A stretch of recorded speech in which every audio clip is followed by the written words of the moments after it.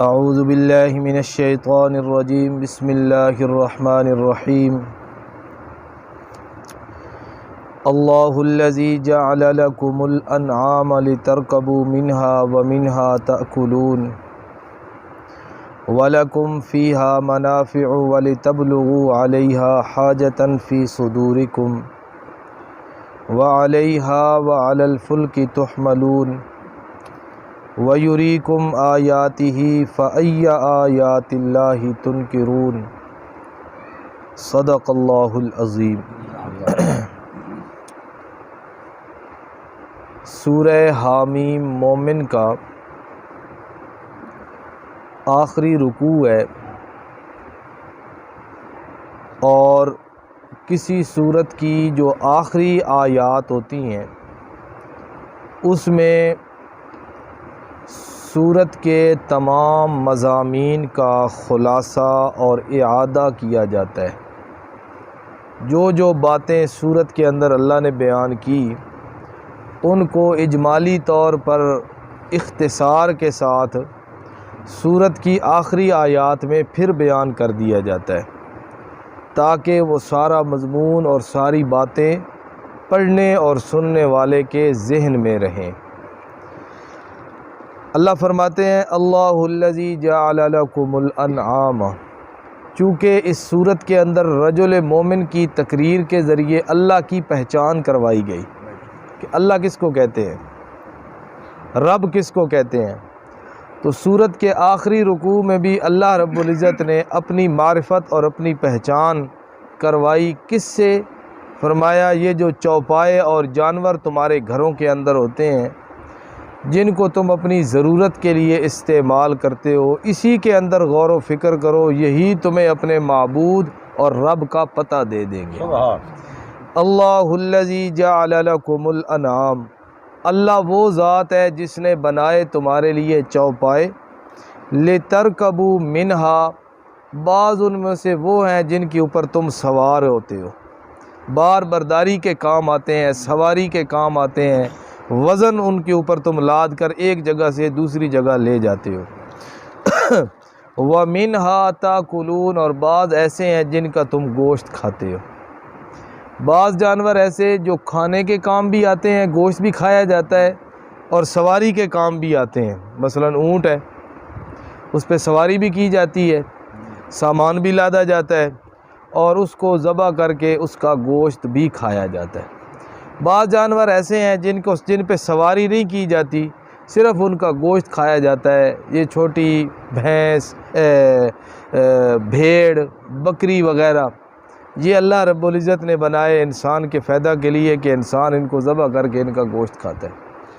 وَلَكُمْ فِيهَا مَنَافِعُ، ذکر اللہ نے ایک چیز کا کیا کہ تم گوشت کھاتے ہو اس میں سے، لیکن آگے فرمایا وَلَكُمْ فِيهَا مَنَافِعُ، تمہارے لیے اس کے اندر اور بھی کئی نفع ہیں۔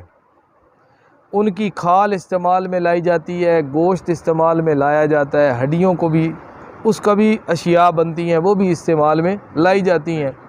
بھیڑ کے اوپر جو اون ہے اس اون کو بھی استعمال میں لایا جاتا ہے۔ حلال جانور کی ساری چیزیں وہ استعمال کے اندر آ جاتی ہیں۔ تو اللہ فرماتے ہیں تمہارے لیے اس کے اندر بڑے نفع ہیں۔ وَلِتَبْلُغُوا عَلَيَّا حَاجَةً فِي صُدُورِكُمْ، اور تاکہ تم پہنچ جاؤ ان کے اوپر سواری کر کے اپنے اس ضرورت اور حاجت کو جو تمہارے سینے کے اندر ہے، جو تمہارے دل کے اندر ہے۔ پرانے زمانہ سے لے کر آج تک جانوروں کو انسان اپنے سفر کا ساتھی بناتا ہے۔ سفر کے اندر لوگ جاتے ہیں، ان پہ سواری کرتے ہیں، سامان لاد کے لے جاتے ہیں۔ آج کل مادی ترقی کا دور ہے، گاڑیاں، موٹر سائیکل، ہوائی جہاز، کئی ایسی اشیاء جو ایک جگہ سے دوسرے جگہ جانے کے لیے بطور سواری کام آتی ہیں، بن گئی ہیں، لیکن جانوروں کی افادیت آج بھی اسی طرح باقی ہے۔ پہاڑی علاقوں میں، ہم تو ریگستانی اور میدانی علاقے میں رہتے ہیں، پہاڑی علاقوں کے اندر آج بھی ان جانوروں سے اسی طرح سواری کا اور سامان کو لے کے جانے کا اور لے کے آنے کا کام اسی طرح لیا جاتا ہے۔ آج بھی ہمارے جو شہر کے ارد گرد چھوٹے چھوٹے ڈیرے، چھوٹے قصبات، چھوٹے دیہات ہوتے ہیں، لوگ وہاں پر آج بھی ان جانوروں کو استعمال کرتے ہیں، سفر کے لیے بھی، سواری کے لیے بھی، سامان کے اٹھانے کے لیے بھی۔ تو اللہ رب العزت نے جو چیز بنائی انسان کے لیے، اس کی افادیت ہمیشہ ہمیشہ باقی رہتی ہے۔ فرمایا وَعَلَيْهَا، ان جانوروں پر بھی، وَعَلَى الْفُلْكِ، اور کشتی کے اوپر بھی، تحملون، تم سوار ہو جاتے ہو۔ جانوروں کے ساتھ ساتھ اللہ نے کشتی کا بھی ذکر کر دیا۔ اللہ تعالیٰ نے پانی کے اوپر اس کشتی کو یوں قرار دیا کہ وہ انسانوں کو بھی اٹھا لیتی ہے، سامان بھی اٹھا لیتی ہے، ایک جگہ سے دوسری جگہ لے جانا۔ پرانے زمانے میں کشتیاں ہوتی تھی، بادبانی کشتیاں ہوتی تھیں۔ آج کل بڑے بڑے بحری جہاز ہیں، اتنا بڑا بحری جہاز جس طرح ہمارا یہ پورا شہر ہے، پورا شہر اس کے اندر آباد ہوتا ہے، ایک جگہ سے دوسری جگہ۔ اور اس وقت بھی دنیا کے اندر سب سے سستا ترین سفر وہ بحری جہاز کا سفر ہے۔ اس وقت بھی جو نقل و حمل کے لیے سب سے سستا ذریعہ ہے وہ بحری جہاز ہے، وہ سمندری سفر ہے۔ تو اللہ رب العزت نے ان پانی کے اوپر اس کشتی کو چلایا، اس کشتی کو اللہ رب العزت نے پانی کے اوپر ٹھہرایا۔ اللہ فرماتے ہیں اسی کے اندر غور کرو، وَيُرِيكُمْ آيَاتِهِ، اللہ تمہیں اپنی قدرت کی نشانیاں دکھاتا ہے۔ سبحان، جانوروں کو دیکھو، کشتیوں کو دیکھو، اللہ کی قدرت کی کتنی نشانیاں ہیں۔ آگے اللہ کہتے ہیں فَأَيَّ آيَاتِ اللَّهِ تُنْكِرُونَ، اللہ کی کن آیات کا تم انکار کرتے ہو؟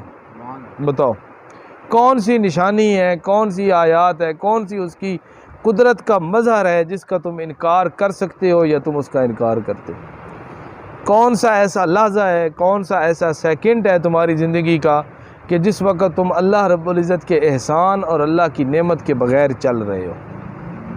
ایک سیکنڈ بھی انسان اللہ رب العزت کی فضل اور رحمت اگر نہ ہو نا، سیکنڈ تو کیا ہے، سیکنڈ کا کروڑواں حصہ بھی انسان سانس نہیں لے سکتا، سیکنڈ کا کروڑواں حصہ بھی۔ میں آج آپ کو آج کی بات بتاؤں، آج صبح نماز میں نے پڑھی نا، تو نماز کے بعد ایسے نا وہ مونگ پھلی پڑی تھی میری چارپائی، میں نے وہ ایسے اٹھائی، اس کا نا منہ میں ڈال دیا کھول کے۔ اب اللہ کی شان، وہ جلدی جلدی میں نے ڈالی نا، اس کا ایک وہ اوپر جو اس کے اندر ہوتا ہے باریک سی جھلی جو ہوتی ہے، وہ پتہ نہیں سانس والی نالی میں چلی گئی۔ یوں لگا مجھے جیسے کسی نے میرا سانس روک لیا، یعنی کہ مجھے اس طرح آنکھوں کے آگے اندھیرا، سانس رک گیا، میں زور زور سے سانس لوں بھی سانس بحال ہو، میرا سانس ہی یعنی میں اس وقت دل کے اندر یہ بات سوچی، میں نے کہا واہ میرے مولا، ایک باریک سا پردہ ہے، اسی کے ذریعے تو انسان کو دنیا سے آخرت تک پہنچا سکتا ہے۔ یہ کیا چیز ہے؟ اسی کے ذریعے انسان کو اپنی حیثیت معلوم ہو جاتی ہے کہ میں کتنا بڑا ہوں، میری کتنی طاقت ہے، میں کوئی کتنا بڑا پڑھا لکھا ہوں۔ معمولی سی چیز کے آگے بھی انسان بے بس اور کمزور ہے۔ غالباً حضرت علی رضی اللہ تعالیٰ عنہ کا یہ واقعہ ہے نا، کہ کسی آدمی نے پوچھا کہ ایک انسان کو اس دنیا کے اندر کتنی طاقت اور کتنا اختیار دیا گیا، دنیا کے اندر ایک انسان کو اختیار کتنا دیا گیا، کتنی اس کو طاقت دی گئی؟ تو حضرت علی رضی اللہ تعالیٰ عنہ نے فرمایا کہ وہ آدمی کھڑا تھا، فرمایا ایک اپنا پاؤں اٹھاؤ زمین سے۔ اس نے اپنا پاؤں اٹھایا، کہنے لگے اب دوسرا اٹھاؤ۔ میں نے کہا دوسرا میں نہیں اٹھا سکتا، یہ زمین پہ رکھوں گا تو دوسرا۔